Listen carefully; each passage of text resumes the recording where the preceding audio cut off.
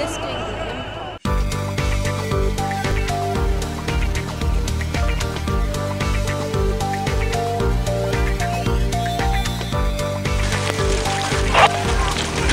rồi nhà lư. Chán con. Con đi.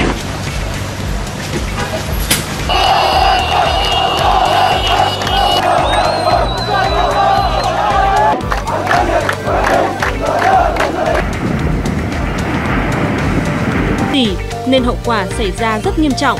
Cảnh xã An Lư, huyện Thủy Nguyên, theo ước tính ban đầu có del relleno de esto hay una